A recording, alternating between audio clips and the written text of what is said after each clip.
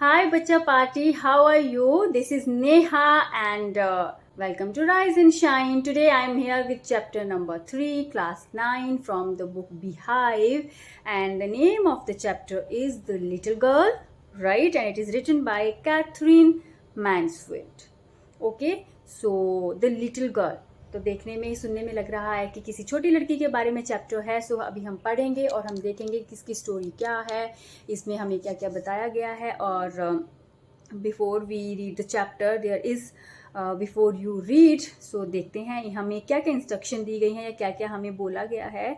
So just give me a moment and yes, before you read, do you feel you know your parents better now than when you were much younger?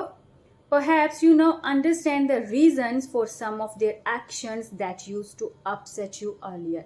अब यहाँ पे क्या पूछा गया है आपसे कि आपको कभी ऐसा लगता है कि आप अपने पेरेंट्स को अब ज़्यादा अच्छे से जानते और समझते हो बजाय इसके जब आप यंगर थे, जब आप छोटे बच्चे थे, या जब आप जैसे अभी आप इस एज के हो, तो जब आप थोड़े छोटे थे तो क्या अभी आपको लगता है कि आप अपने पेरेंट्स को ज़्यादा अच्छे से जानते और समझते हो और आपको समझ में आता है कि कई बार उनके कुछ एक्शंस थे जिनकी वजह से आप हर्ट हुए थे, तो अभी आपको समझ में आता है कि ऐसा क्यों हुआ था. अगर उन्होंने डांटा था या अगर उन्होंने कुछ हमें मारा भी था तो उसके पीछे एक रीज़न था.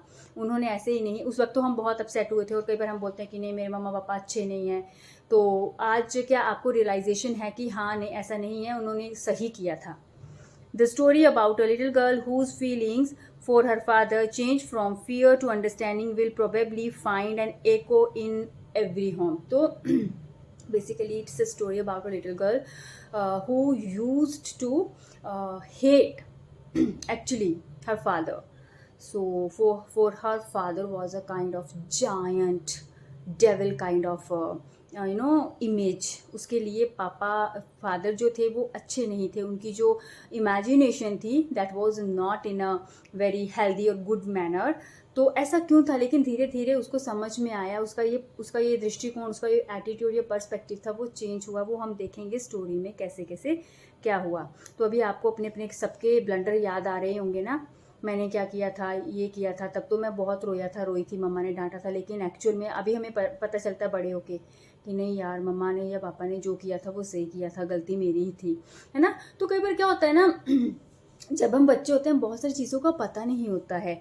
हम लोग मतलब अनजाने में कुछ गलतियां कर लेते हैं और हमें जब हमारे उस वक्त हमें एहसास नहीं होता कि हमने जो किया वो उसकी वजह से हमें नुकसान हो सकता था. और जब हमें डांट पड़ती है या कई बार एक आधा पड़ भी जाता है वैसे भी, तो हम बहुत गुस्सा करते हैं कि अरे मम्मा तो ऐसी है, मेरी मम्मा तो गंदी है, मेरे को तो मारती रहती है और सो ऑन ना. ऐसा होता है, इमोशनली ब्लैकमेल. सो चलो अभी हम चैप्टर रीड करते हैं. To the little girl he was a figure to be feared and avoided. जो छोटी लड़की थी उसके लिए वो मतलब उसके पापा कौन थे, वो थे मतलब एक ऐसी फिगर, ठीक है, एक ऐसा पर्सन जिससे वो डरती थी और उसको वो अवॉइड करती थी. वो अपने पापा के कांटेक्ट में कम से कम आना चाहती थी. Every morning before going to work he came in to her room and gave her a casual kiss to which she responded with good bye father. हर सुबह जब उसके पापा ऑफिस के लिए जाते थे तो वो उसके कमरे में आते थे और उसको किस करते थे जाने से पहले, ठीक है. तो उसका एक सिंपल सा रिप्लाई रहता था, goodbye papa, good bye father. And oh there was a glad sense of relief when she heard the noise of the carriage growing fainter and fainter down the long road. और जैसे ही ना मतलब उसको पता चलता था कि उसके पापा कैरिज मतलब उसके पापा चाहे गाड़ी में जाते थे, बाइक में जाते थे, तो वो जो उसकी आवाज़ थी ना जैसे फेंटर एंड फेंटर कम होती जाती थी ना सुनना, कि मतलब अब वो गए, दूर गए घर से, तो उसको बहुत रिलीफ मिलता था. वो बहुत खुश होती थी कि अभी पापा गए, तो उसकी ये वाली थिंकिंग रहती थी, ठीक है. In the evening, when he came home, she stood near the staircase and heard his loud voice in the hall. जब शाम होती थी, पापा वापस आते थे, तो वो ना स्टेयरकेस के पास, सीढ़ियों के पास खड़ी रहती थी और उस अपने पापा की ज़ोर से आवाज़ सुनती थी ना. उसके पापा ज़ोर से बोलते होंगे शाम को आकर, bring my tea in to the drawing room, hasn't the paper come yet, mother go and see if my papers out there and bring me my slippers. तो उसका क्या रहता था कि घर आके पापा चिल्ला रहे हैं चाय कहाँ है मेरी चाय ड्राइंग रूम में लाओ, मेरा पेपर आज न्यूज़पेपर नहीं आया।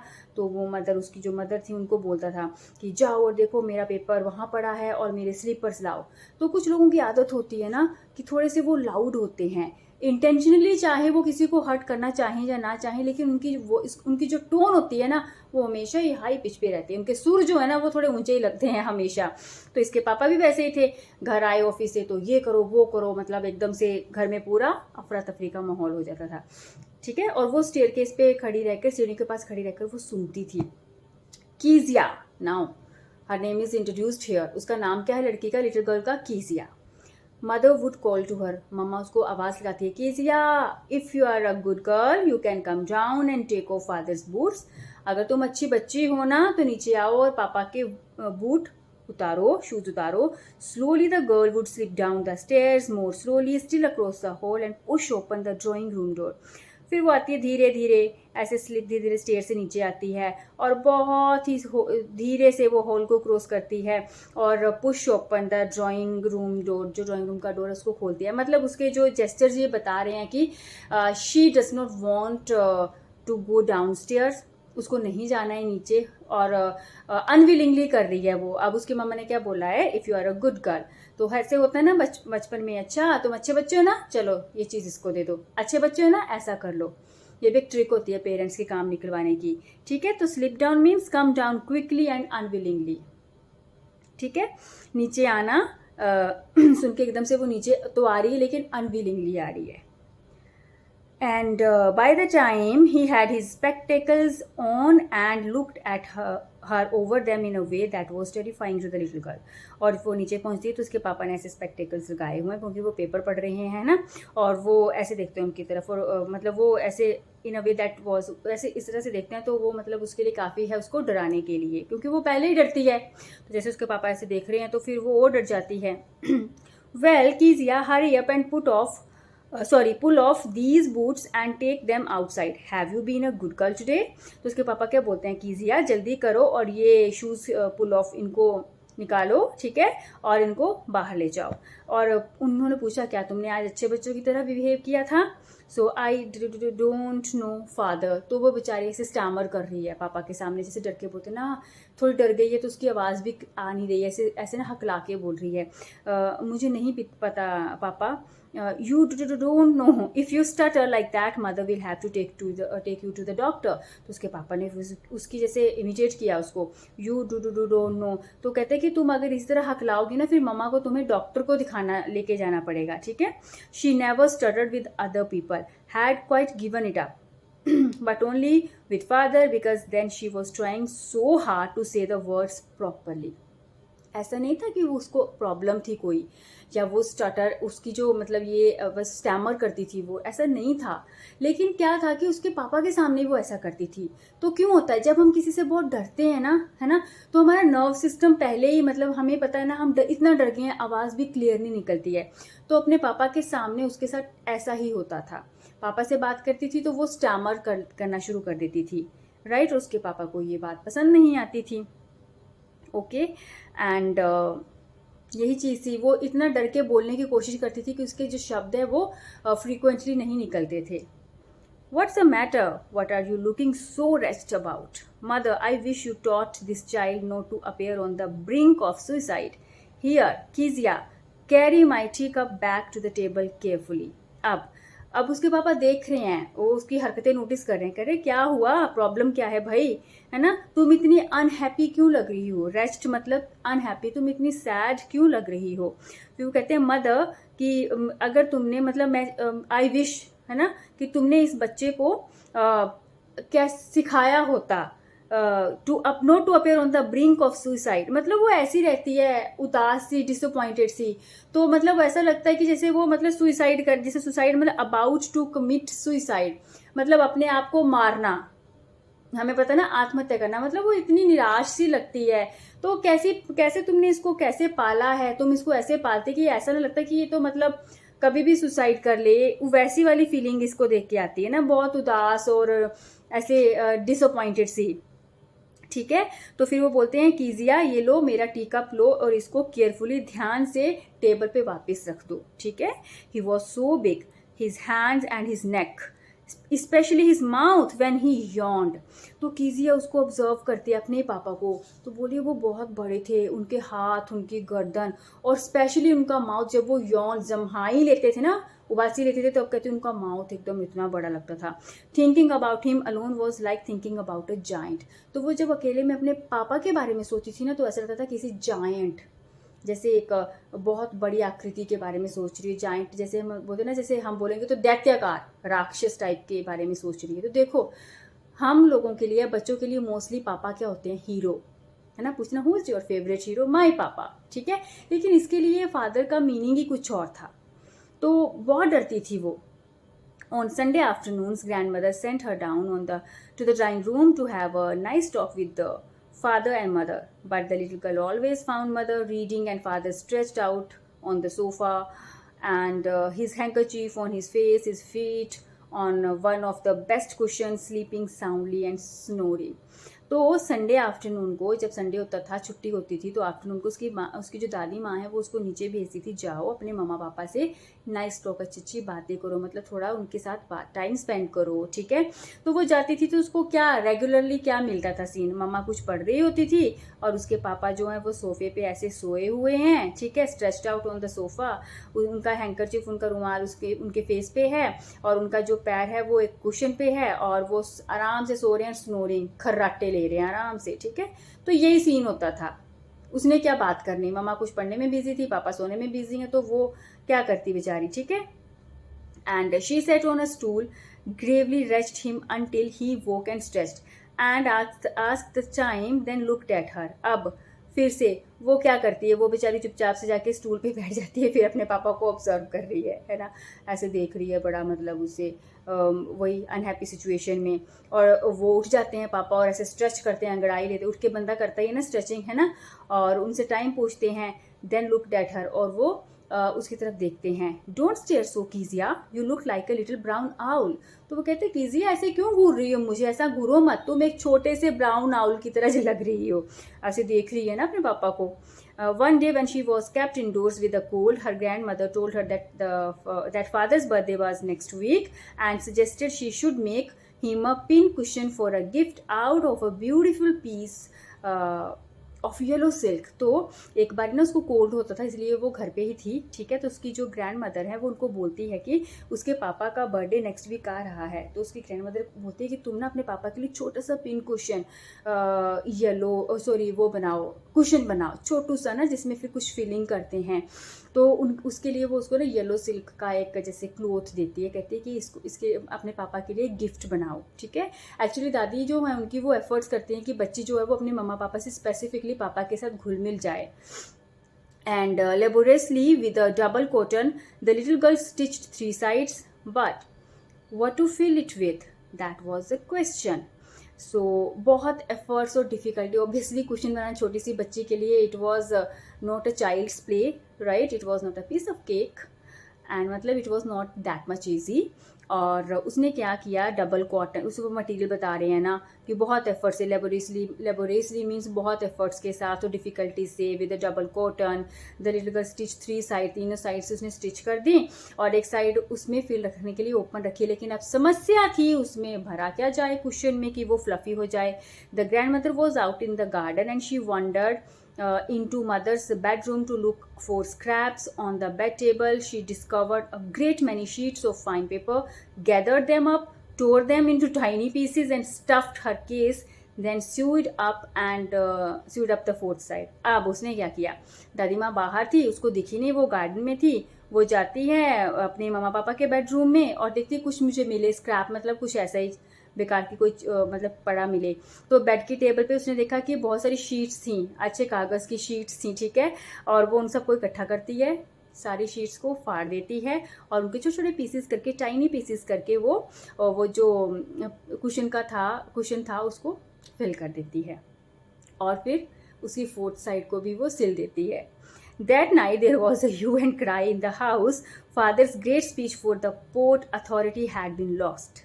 अब कांड तो उसने कर दिया था, ठीक है, बच्चे ऐसा ही करते हैं, पूछते मांगते हैं नहीं, जो मन में आया कर दिया। अब रात को तो वहाँ पे भाई हो गया, हाहाकार मच गया, ह्यू एंड क्राई, अफरा तफरी, शोर मचा हुआ है, क्योंकि फादर की जो स्पीच थी वो पोर्ट अथॉरिटी के लिए उसने कुछ लिखी होगी, जो पेपर थे वो मिस थे, वो लॉस्ट थे। रूम्स वर सर्च, सारे कमरों में तलाशी ली जा रही है। Servants questions, finally mother came into Kezia's room, नौकरों से पूछताछ हो रही है। फिर जो फाइनली उसकी जो ममा थी वो कीजिया के रूम में आती हैं। Kezia, I suppose you didn't see some papers on a table in our room. Kezia, मतलब क्या तुमने तो नहीं कहीं कोई पेपर देखे हमारे रूम में टेबल पे? Oh yes, she said, I told them up for my surprise. तो कहती हाँ, मैंने तो उनको अपने सरप्राइज के लिए फाड़ दिया। What, screamed mother, come straight down to the dining room this instant. कहती क्या? कहती एकदम से नीचे आओ ड्राइंग रूम में, ठीक है। And she was drag down to where father was pacing to and fro, hands behind his back. और उसको ड्रैग डाउन, मम्मा ऐसे पकड़ के ले गई पापा के पास, और पापा उसके वहाँ पर पापा उसके मतलब ऐसे पीछे हाथ करके और टू एंड फ्रो मतलब आगे और पीछे ऐसे आ जा रही हैं, ठीक है। And she was dragged down to where father was pacing to and fro. Okay, well he said sharply. तो उसने कहा अच्छा। मदर एक्सप्लेन, माँ ने एक्सप्लेन किया कि ये हुआ है। He stopped and stared at the child, did you do that? तो वो रुके और उन्होंने उसको घूर के देखा और पूछा, क्या तुमने ये किया है? नो, शी विस्पर्ड, बेचारी ऐसे विस्पर्ड, ऐसे मन में ही वैसे बुदबुदाई, नहीं ऐसे करके। Mother go up to her room and fetch down the damn thing, see the child's put to bed this instant. और उन्होंने बोला कि जाओ, मदर को बोला जाओ ऊपर और जो भी इसने क्या बनाया है उसको लेकर आओ, जो भी इसने डैम थिंग मतलब क्या बकवासी कोई भी बेकार सी जो चीज़ बनाई है उसको लेकर नीचे आओ और इसको इसी वक्त सुलाने के लिए अंदर भेज दो बच्चे को। Crying too much to explain, she lay in the shadowed room watching that evening light make a sad little pattern on the floor. बेचारी मतलब रो रही है, अपने आप को एक्सप्लेन करना चाहती है कि उसने पापा के बर्थडे के लिए सरप्राइज़ बनाया है, लेकिन किसी ने उसकी बात नहीं सुनी। और अपने रूम में वो जैसे लाइट की शेडोज़ पड़ती है ना, सैड सी शेडो, मतलब ऐसे उसको मतलब सैड है वो तो उसको सब कुछ सैड लग रहा है, ठीक है। तो जिस छोटा सा एक पैटर्न बन रहा है फ्लोर पे वो भी ऐसे उदासी वाला है। Then father came into the room with a ruler in his hand. अब उसके पापा आए रूम में और रूलर लिया हुआ है हाथ में। I am going to beat you for this, he said, कहते इसके लिए मैं तुम्हें मारने वाला हूँ, अब पिटाई करने वाला हूँ तुम्हारी। Oh no, she screamed hiding under the bed clothes. वो कहती नहीं, और ऐसे चादर ली हुई है ना उसके अंदर छुपने की कोशिश कर रही है बेचारी, है ना, डर गई वो बुरी तरह। ही पुल्ड देम असाइड, उन्होंने जो बेडशीट जिसके नीचे वो छुपी हुई थी उसको ऐसे किया। सिट अप, ही ऑर्डर्ड, उन्होंने उसको ऑर्डर किया कि उठ के बैठ जाओ। And hold out your hands, और अपने हाथ आगे ऐसे करो, ठीक है। You must be taught once and for all not to touch what does not belong to you. कहते तुम्हें सिखाना पड़ेगा कि जो चीज़ें तुम्हारे काम की नहीं हैं, जो चीज़ें जिनका तुम्हें मतलब भी पता नहीं है, उनके साथ आगे से कभी छेड़खानी ना करो, right. And but it was for your birthday. बेचारी बोलने की कोशिश करी कि लेकिन ये आपके बर्थडे के लिए था, लेकिन कौन सुन रहा था। Down came the ruler on her little pink palms, और उसके पापा ने उसको ऐसे मतलब उसकी छोटे छोटे पिंक पाम्स पे, हथेलियों पे रूलर से उसको पिटाई की। Hours later, when grandmother had wrapped her in a shawl and rocked her in the rocking chair, the child clung to her soft body. अब बाद में मतलब काफ़ी टाइम, घंटों के बाद उसकी दादी माँ ने उसको शॉल में रैप किया होता, लिपेटा हुआ था, और रॉकिंग चेयर होती है ना ऐसे आगे पीछे हिलने वाली, तो वो मतलब ऐसे उसमें ऐसे ना सटके चिपक के से बैठी हुई होती है। What did God make fathers for? कहती भगवान ने पापा लोग क्यों बनाए हैं। She sobbed, रोते रोते ऐसी सिसकियाँ ले रही है और बोल रही है, Here's the clean hanky darling, blow your nose। तो दादी क्या बोल रही है कि ये साफ हैंकी पड़ा है बेटा, इससे अपना नाक जो है साफ करो ना, रोते रोते नोज आ जाता है ना। Go to sleep pet, you will forget all about it in the morning. I tried to explain to father but he was too upset to listen tonight। तो दादी बेचारी उसको कंसोल कर रही है, बोल रही है कि जाओ अभी सो जाओ, ठीक है। गो टू स्लीप पेट मतलब बेटा जाओ सो जाओ, तुम सुबह तक सब भूल जाओगी। और वो कहती है कि मैंने एक्सप्लेन करने की कोशिश की, लेकिन वो सुनने के मूड में नहीं थे, ठीक है। But the child never forgot. अब वो बोल रही है दादी सुबह तक भूल जाओगी, लेकिन वो कभी नहीं भूली। Next time she saw him, she quickly put both hands behind her back and a red color flew into her cheeks. अब जब वो कभी भी नेक्स्ट टाइम अपने पापा को देखा तो अपने हाथ एकदम से पीछे कर लिए, है ना, कि एक बार मारा था पापा ने तो इतना डर बैठ गया उसके मन में, हाथ एकदम से पीछे छुपा लेती है और पूरा उसके चीक्स लाल हो जाते हैं। वो खुशी से या शर्म से नहीं होते हैं, वो डर से, नर्वसनेस से पूरे चीक्स लाल हो जाते हैं। The McDonald's lived next door. They had 5 children. Looking through a gap in the fence, the little girl saw them playing tag in the evening, the father with the baby. अब वो ना अपने neighbours की, अब उनके neighbours की बात हो रही है, मैकडोनल्ड्स, कितना मैकडोनल्ड्स बर्गर याद आ गए। तो मैकडोनल्ड्स जो हैं वो नेक्स्ट उनके साथ पड़ोसी हैं। तो मतलब उसके ना मैकडोनल्ड के 5 बच्चे हैं और वो मतलब ना जो फेंस, मतलब ऐसे फेंस होती ना जैसे लगाई होती वायरिंग से की होती है घर के सराउंडिंग में, तो चारों तरफ, तो वो उसमें से देखती है। तो वो जो मैकडोनल्ड है ना अपने 5 बच्चों के साथ ना खेलता है शाम को, ठीक है। एंड जस्ट होल्ड डाउन, क्या छुपन tag means a children's game of catching one another, बच्चों की एक दूसरे को पकड़ने की गेम वो खेल रहे हैं। The father with the baby, Mao on his shoulders, तो उनका बेबी जो माओ वो पापा के कंधों पर है। 2 little girls hanging on to his coat pockets, 2 लड़कियां उसके कोट के पॉकेट के साथ ऐसे हैंगिंग मतलब लटकी हुई हैं। Ran round and round the flower beds shaking with laughter, और मतलब ऐसे ऐसे ऐसे घूम रहे हैं फ्लावर्स बेड के साथ, ठीक है, जहाँ पे वो क्यारियाँ हैं ना, तो वहाँ पे शेकिंग विद लाफ्टर, और सब मतलब हंस रहे हैं, खेल रहे हैं, खुश हो रहे हैं। Once she saw the boys turn the hose on him and he tried to catch them laughing all the time. उसने देखा कि बच्चे ने ना से पाइप पकड़ी हुई है और अपने पापा की तरफ उसका पाइप का मुँह है और पापा हंसे जा रहा है, उसको पकड़ने की कोशिश कर रहा है। तो उसकी वो सोच रही है यार ये कैसा पापा है, मतलब मैं ऐसा करती मेरे पापा ने तो पता नहीं, मेरे तो मतलब अच्छा खासी मेरी क्लास लगा देनी थी ना अगर मैं ऐसा करती तो। And then it was she decided there were different sorts of fathers. फिर उसको पहले लगता था कि सारे पापा ऐसे ही होते हैं, जायंट टाइप, है ना, खड़ूस टाइप, लेकिन उसको लगा कि नहीं ऐसी बात नहीं है, डिफरेंट डिफरेंट टाइप के पापाज होते हैं। Suddenly one day mother became ill and she and grand mother went to hospital. The little girl was left alone in the house with Alice the cook, ठीक है। तो एक बार उसकी जो दादी हैं वो उसकी मम्मा बीमार हो जाती हैं और ग्रैंड मदर और वो हॉस्पिटल जाती हैं, तो उसको ना लिटिल गर्ल को घर में अकेले रहना पड़ता है, जो कुक है उनकी एलिस के साथ। दिन तक तो ठीक था लेकिन रात को वो डरती थी। That was all right in the day time but while Alice was putting her to bed she grew suddenly afraid. दिन तक तो जैसे मैंने बताया ठीक था, लेकिन रात को क्या था कि मतलब जैसे वो सोने लगी, एलिस उसको सुला रही थी, तो वो उसने डरना शुरू कर दिया। What will I do if I have a nightmare? She asked. I often have nightmares and then Granny takes me into her bed. I can't stay in the dark. It all gets whispery. तो वो Alice को बोल रही है कि अगर मुझे रात को नाइट में डरावना सपना आया तो मैं क्या करूँगी, मुझे अक्सर डरावने सपने आते हैं और जब मुझे ऐसा होता है तो मेरी दादी मुझे अपने साथ अपने बेड पे ले लेती हैं और मैं अंधेरे में अकेले नहीं रह सकती। मुझे ऐसा लगता है कि कोई कहीं से कहीं आवाज़ आ रही है, कोई कुछ बोल रहा है ना। You just go to sleep, child, said Alice, pulling off her socks, and don't you scream and wake your poor pa. तो एलिस क्या बोलती है, बच्चे सोने की कोशिश करो, ठीक है, और उसकी सॉक्स खोल रही है, साथ में बोलती है अच्छा, और रात को ना डर के चिल्लाना मत और अपने पुअर पापा को जगाना मत। पुअर मतलब कि वो थके हारे आएंगे तो वो सो रहे होंगे तो उनको जगाना मत। But the same old nightmare came, the butcher with a knife and a rope who came nearer and nearer, smiling that dreadful smile, while she could not move, could only stand still, crying out, Grandma, Grandma! She woke shivering to see father beside her bed, a candle in his hand. अब रात को क्या हुआ, वो पहले ही डरी हुई थी और सपना फिर से वही आ गया उसको। उसमें क्या था, बूचो क्या होता है बेटा, जो ना जैसे एनिमल्स वगैरह को मारते हैं ना, जैसे है ना, हिंदी में इनको कसाई बोलते हैं। तो वो उसको वो दिखा एक नाइफ और रोप के साथ और उसको उसके पास चाकू रस्सी लेकर उसके पास आ रहा है वो, है ना, और से भयंकर सी स्माइल है उसके चेहरे पे और वो बेचारी हिल नहीं पा रही है ना, वो बस ऐसे खड़ी है, वो कुछ बोल नहीं पा रही, वो हिल नहीं पा रही है, भाग नहीं सकती ना वहाँ से, सपना उसको ऐसा आ रहा है और वो चिल्लाती है दादी दादी, और एकदम से कांप के वो उठती है तो देखती है सामने उसके पापा खड़े हैं और कैंडल हाथ में लेकर।